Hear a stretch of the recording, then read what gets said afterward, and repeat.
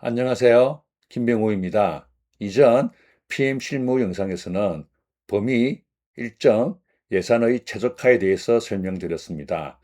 PM이 프로젝트 착수 전에 세 가지 제약 조건을 최적화하여 달성 가능한 일정 계획을 수립했음에도 불구하고 고객이나 경영층에게 그 계획을 승인받지 못하고 달성하기 힘든 일정으로 프로젝트를 시작해야 되는 경우도 종종 있습니다.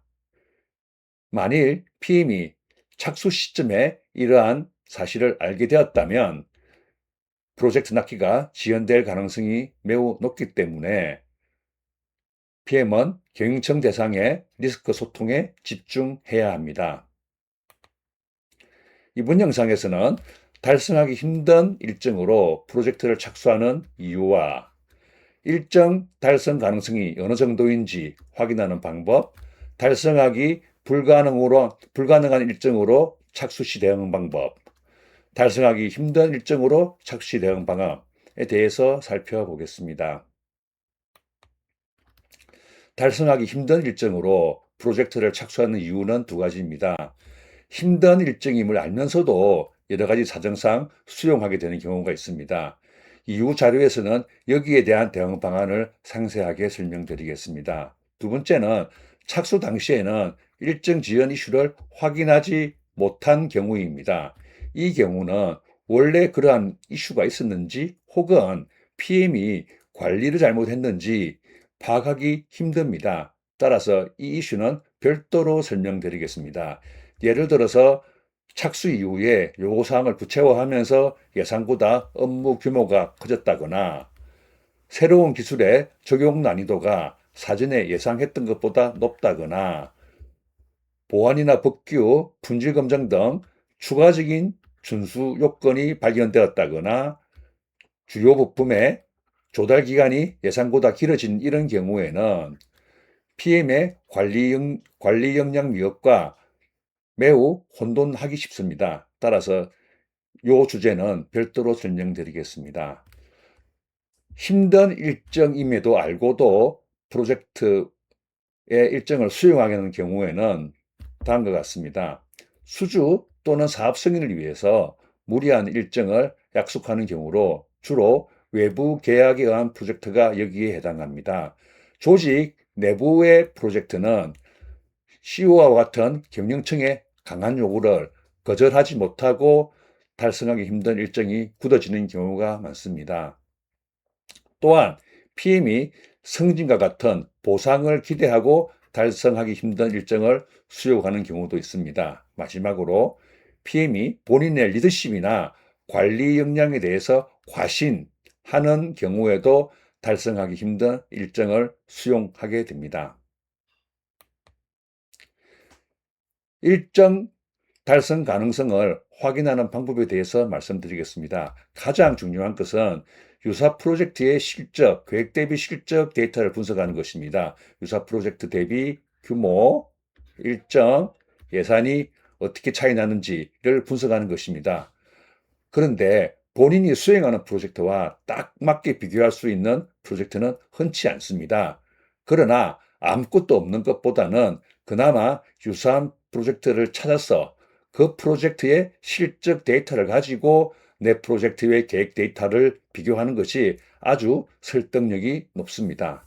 또 한 가지 방법은 해야 되는 일정이 아니라 개별 팀원들이 제시한 달성 가능한 일정을 확보하는 것입니다. 개별 팀원들이 제시한 달성 가능한 일정을 모두 모아서 바텀업으로 전체를 확정하게 되면은 프로젝트 팀에서 달성 가능한 일정이 나옵니다. 이것하고 내가 달성해야 되는 일정하고 비교를 해서 그 갭이 어느 정도 큰지를 확인하는 것도 일정의 달성 가능성을 확인하는 방법입니다. 또 하나는 리스크와 버프가 반영되었는지를 확인하는 것입니다.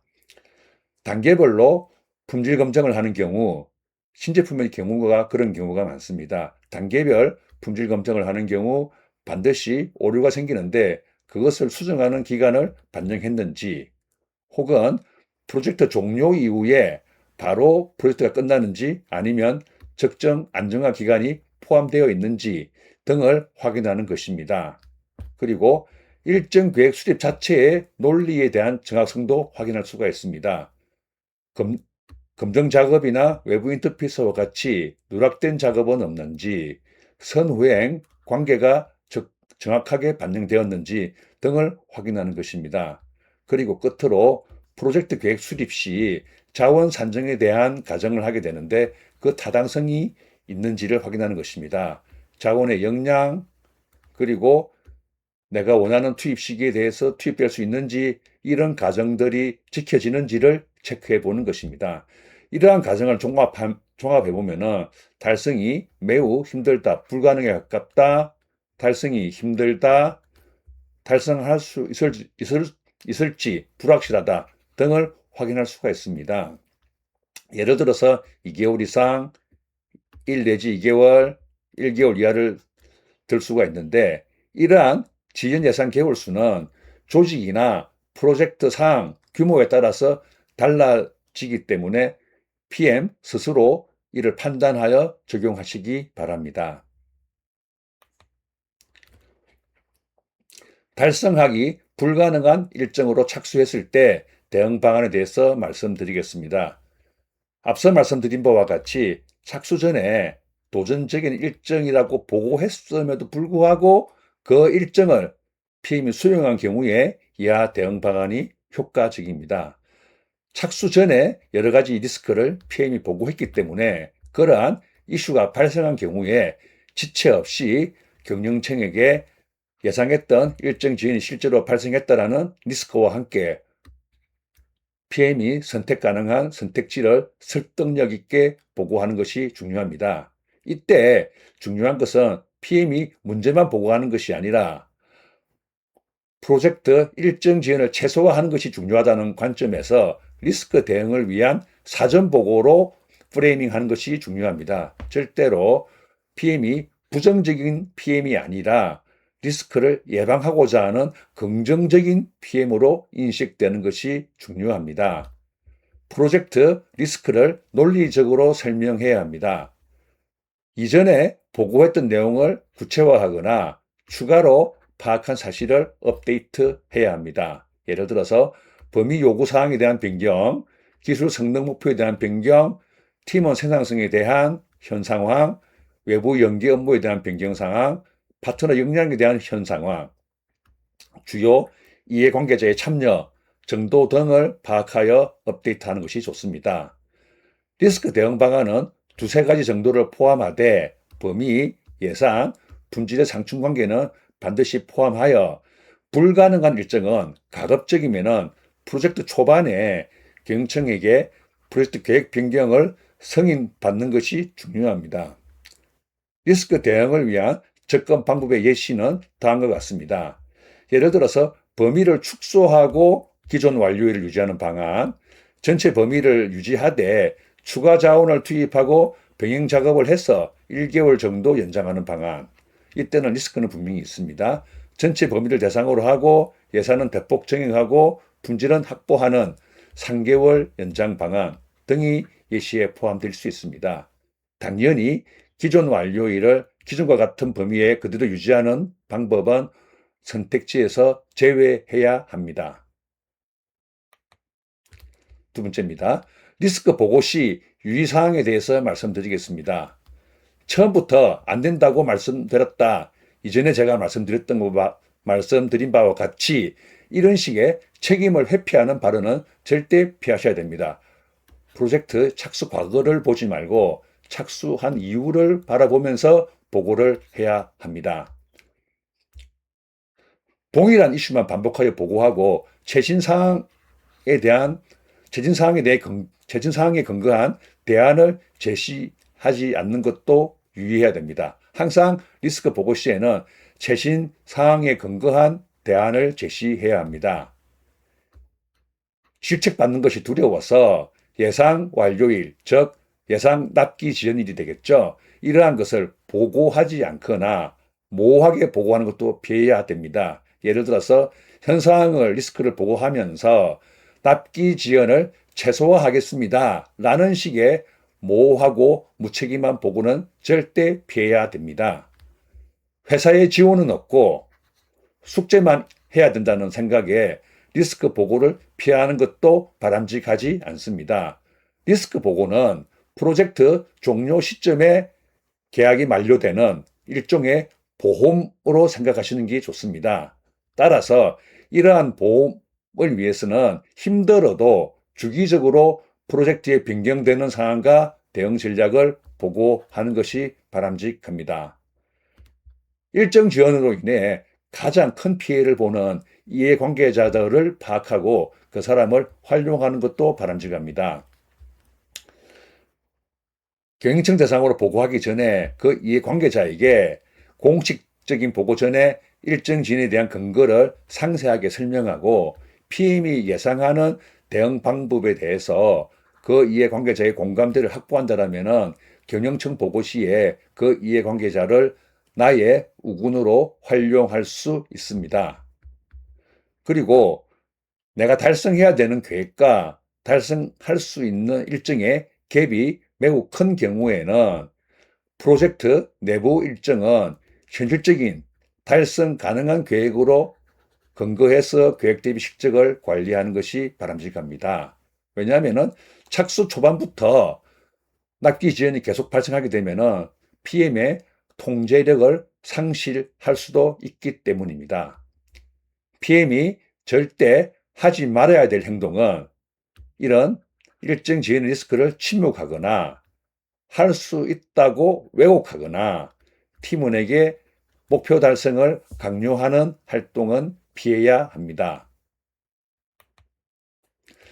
달성하기 힘든 일정입니다. 앞에서는 달성하기 매우 힘든 불가능한 일정으로 착수 시 대응 방안을 말씀드렸고, 달성하기 힘든 일정, 즉 어느 정도 납기 지연이 좀 예상되는 최소화해서 납기 지연이 예상되는 그런 상황에서 대응 방안입니다.